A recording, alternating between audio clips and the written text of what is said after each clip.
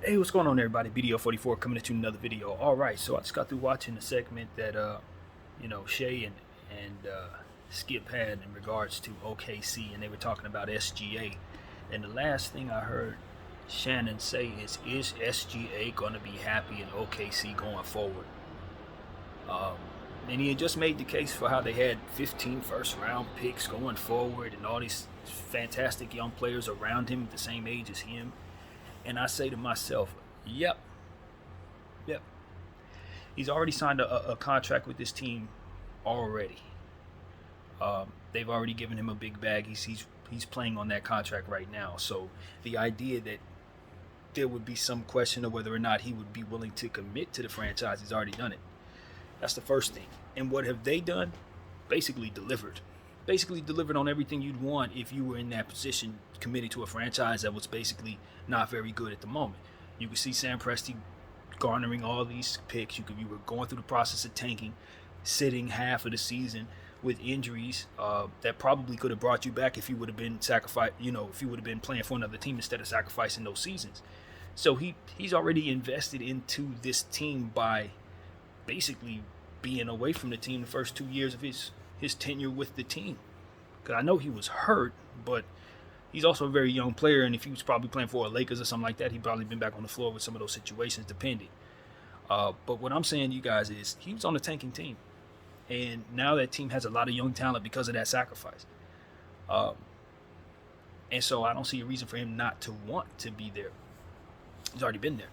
I understand he started his career in Los Angeles. He's from Toronto, so it's a lot of big city energy that might be attached to the kid. But at the end of the day, he's in a situation that, for me, is about as good as any situation in the league, and it's carved out for him to be able to have the things that he needs around him, grow with his progressions as need be with players who are significantly more talented than the average players on the average team in that situation.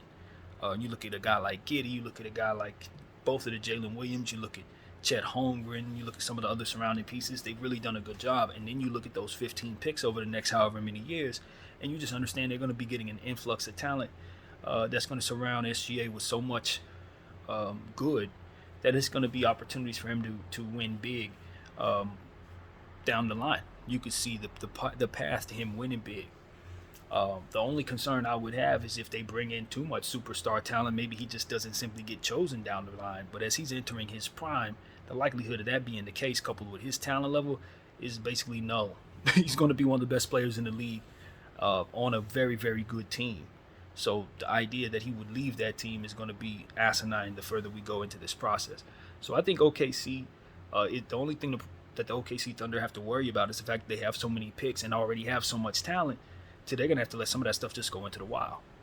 That's really what it comes down to. Some of those guys are just gonna have to be seen on other teams because they can't re-sign everybody, and they're gonna get everybody. That's the problem. So, do I see SGA being happy there? Heck yeah, heck yeah, because that's gonna be one of the meccas of basketball in the NBA going forward because of all the influx of young talent that they're gonna be getting and how good that young talent is going to be.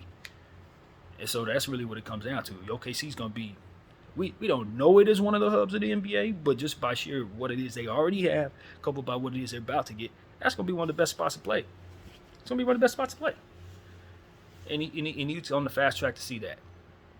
Utah's the same thing. When you see teams that have all these picks, they just understand that they're going to manifest in the players. Now, they could very well draft poorly. Some of these players could have injury issues, something like that, and then all of a sudden something that looks like a great pot can be just a solid pot. We've seen that happen. But even if you miss on 5 and 6 or 7 of them, you're still going to get 1 or 2. And that if you're OKC, you already got several. So even if all of those picks bust, which is literally never going to happen, but if it were, they still have what they have right now, which should be good enough that'll carry them past the next 5-6 years anyway. So that's the reality of the OKC situation. I think they don't have enough spots for all of the assets that they have. So they're just going to have to trade 2 for 1 a lot of the time going forward. So I can see them being involved in trades, doing that very thing, just upgrading their talent by way of their assets, because that's the only way to really do it without having some of those assets just kind of evaporate on them. Players that just going to leave in free agency, or players that ultimately do bust. that aren't going to get the playing time because they're drafted in the second round with all of this talent on top of them. So a lot of that stuff is just inevitable. You got to see that if you're OKC. You're not going to be able to keep all those 15 picks and turn them all into what it is they ultimately could be if you trade some of that stuff. So that's what's going to happen. But you don't have a problem with that because you're still going to hold that equity in some form or fashion. Hence the 2-for-1 idea that I'm presenting. So that's what Sam Presti has. The options are endless. He's in one of the most flexible positions probably in the history of the sport, and he's built that in OKC. So, like I said, OKC and Utah are in the same position. You're going to see a lot of young talent just completely go flow straight to there and through there over the next several years, and that's just how it's going to be. So if I'm SGA and I understand that, I fully understand that, you're not going to leave that place. You ain't no reason to leave there. Not there. To go where? To a team that's going to hope to God they can get some of that talent from that place? No. You stay right there. That is where all of it's going to be. OKC, Utah, and whoever else is hoarding picks out there. And I'm sure there'll be some new teams that see these two things working and then start that process. They're going to be. If I were the Clippers, I would start that process. Let go of everything and start doing the pick thing. Because if you're going to have that new arena down the street, the only thing you're going to want is all of that stuff that Presti has and all of that stuff that Ainge has. Trust me. You want tomorrow's guys. Today's guys, obsolete for the circumstance if you're the Clippers. So these are things that I'm looking at, man. OKC has the understanding of how to do it. And if the ecosystem stays the way that it is right now, they're going to be wealthy for a long time. So that's what I see there. So I don't think SGA should leave there at all. Absolutely not. I don't think Giddey should leave there either. I don't think, Jalen Williams should leave. But then it becomes, who do you pay? Chet's still going to be there. Who do you pay? And the Chet situation is tricky. It's tricky because you can look at his height, you look at his play style, you look at what you expect him to be, and you say, okay, that dude's going to be an MVP one day. But if this injury process is something that's going to tumble forward, and he continues to have more injuries on top of this injury, and he turns into an injury-prone guy, and they pay him, that could be something that stumps their growth. That could be something that can take what it is that's very flexible and turn it into a not as flexible situation. So they got to be careful not to pay the wrong person or not to give up on the wrong kid. That kind of thing is going to be real for OKC. That's going to be very real for them. So those are the little things I see coming down the line. A lot of the players on their team are just ultimately going to have to go move on, even though they probably shouldn't be because they're really, really good. So you're going to have situations where the fan base is going to fall in love with certain talents and then have to inevitably watch them leave, which is not a good dynamic. But that's what it is when you hoard picks. That's exactly what it's going to be. So, yeah, man, that's what I see. I've made a couple videos on OKC. I'm a big believer in what they have right now. I'm not surprised to see these guys play this well and it's under these circumstances. I'm not. When you have the type of playmaker, multi-layered two-way players and shooters and all these different things that the OKC Thunder have put together over the last 4 years, you can see that they're going to be able to do some damage. And now I look at Lou Dort and how healthy he is and how dangerous he becomes on the defensive end, which is an element they haven't had basically for the last year and a half. With him being 100% at the right time in the playoffs, I would not be surprised. Because especially if Chet does decide to make a playoff appearance, which is not necessarily ruled all the way out of the question. If he does come back, whoever they see, I'm assuming they win this Minnesota game, which I have them winning, but it's not guaranteed. For all we know, Karl Towns and Edwards end OKC's season. But if that doesn't happen, and my prediction holds serve, and they're somehow able to beat Minnesota down there in this playing game, and they go into that first round, and Chet does play, this becomes a very serious situation for the Denver Nuggets. Especially with Jokic's health being I look at Dort and I say, he's going to take care of somebody. One of those scorers that you love very much, whether it be Porter or Murray, is going to be significantly hampered by that man's defense. He's going to shut somebody either down or he's going to make them significantly worse. And that makes them that much more vulnerable as a team against this OKC team who's going to have all those playmakers and those big guards coming at them full force. Giddey, J-Dub, SGA coming straight at him. Um, Jokic is going to always have the size advantage if you don't see Chet down there. So that's what ultimately I think is going to hurt the OKC Thunder in a potential matchup with the Denver Nuggets. But if Chet does come back, even if he's not 100%, if he's able to give them the height and the length to offset some of that playmaking that Jokic is ultimately going to be able to do, which is going to be hard to see him doing given the fact that that's Jokic, and you're a rookie, so you're probably going to pick up easy fouls and probably just sit down anyway. But if for some reason he, by the stretch of the imagination, is available somehow, I think there's a chance he might be enough to make that series an upset. Because I look at SGA and Giddy, and I just know they're going to be coming at Denver. They ain't going to stop coming at Denver. The only thing that's keeping them from having any chance against Denver is the fact they don't have the size to even mess with Jokic. He can just get layups and offensive rebounds and pick them apart and pass over their heads and all kinds of other stuff that he's ultimately going to do. But he's just one body in that backup. After that, I know Denver's vulnerable. A lot of what makes them as great as they are is because they're able to keep him on the floor playing the way that he does. When they didn't have him out there, they're just not even that great of a team, period. They're like this. And so that's why I look at that OKC team and I say, at full strength, there's an entirely different dynamic when you got a 7'3" guard out there, Chet Holmgren. 7'3" guard who doesn't play like one when it comes to the defensive end. He's going to rim protect. And so that, to me, is like, I don't think Chet's coming back. You know what I'm saying? I don't think that. I don't know, like I said, that they beat Minnesota. I'm not ruling that out. That game has to be played. Minnesota's tough as heck.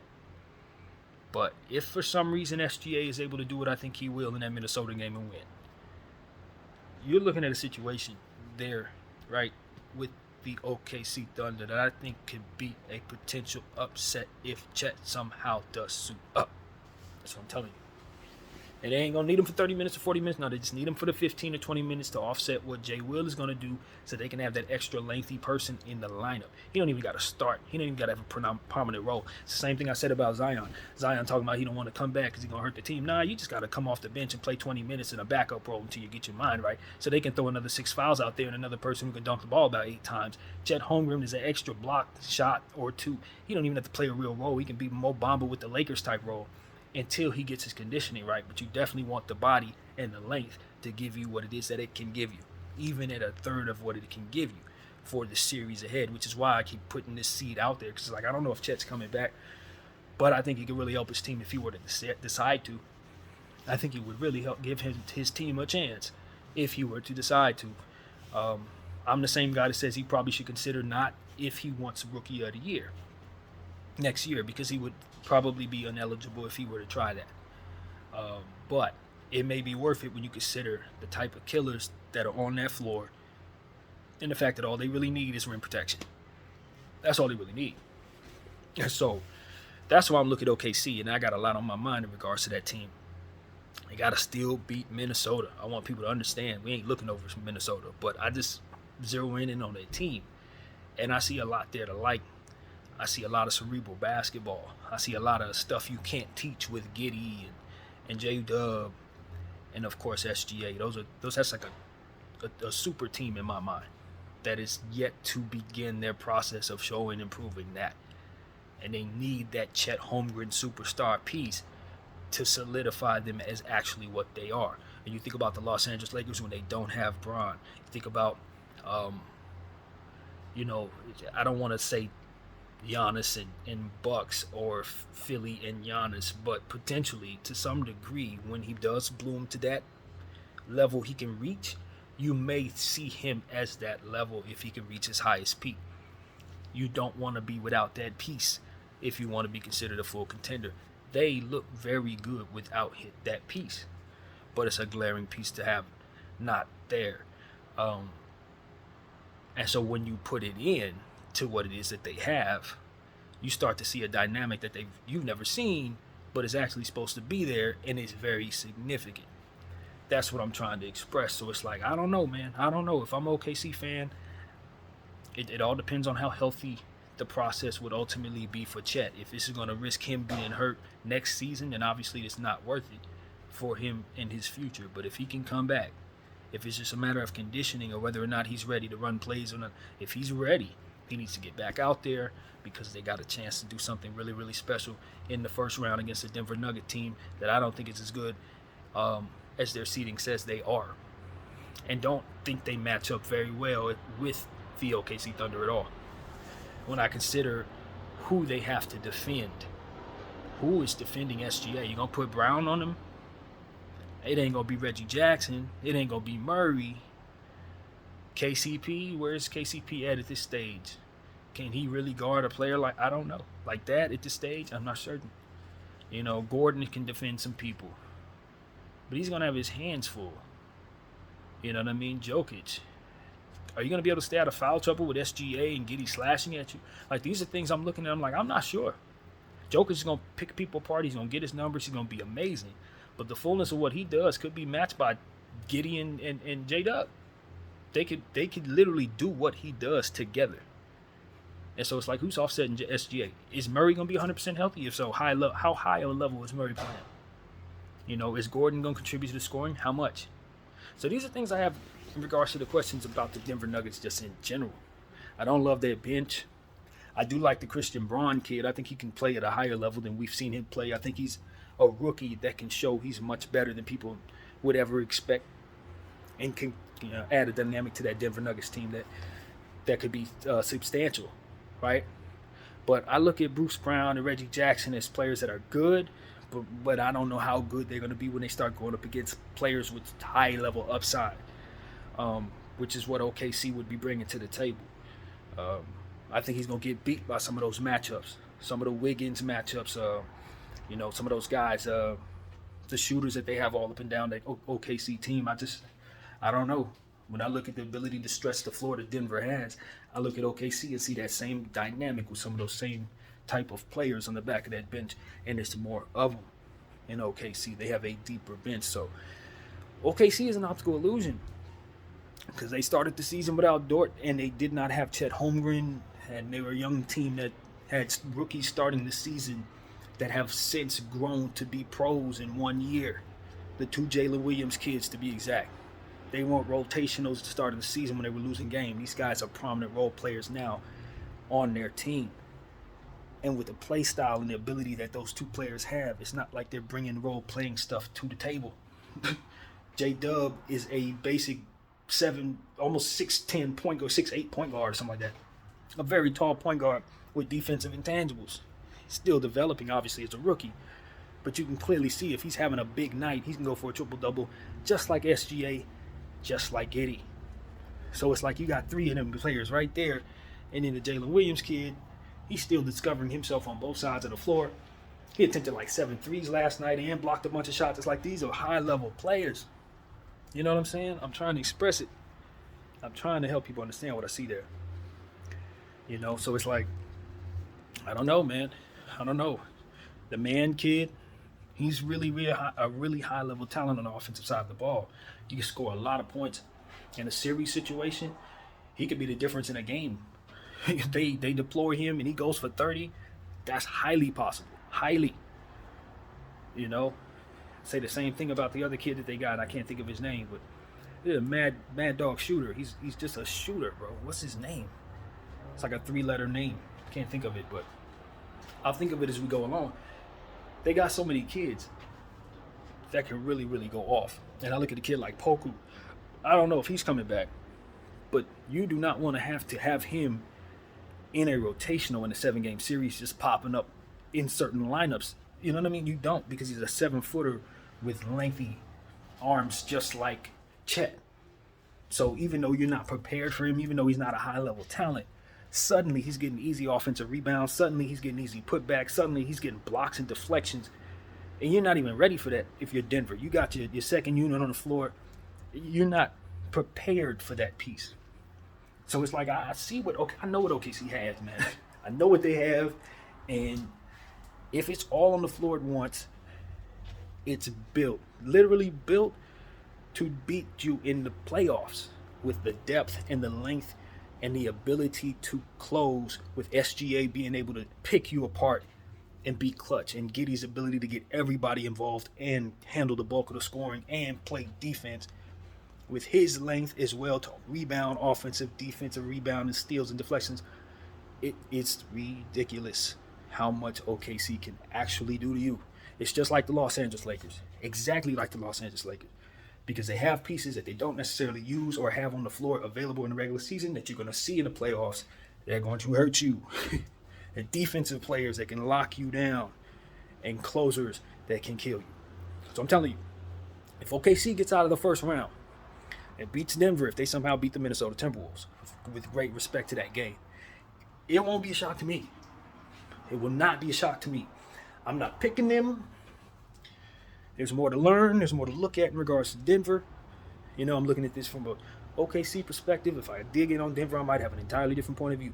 But what I've seen from Denver all season long, coupled with what I believe I know OKC is capable of, OKC would much rather Minnesota win this basketball game. That's what I'm trying to tell you. Whether Chet plays or not. Denver don't really want to see that team.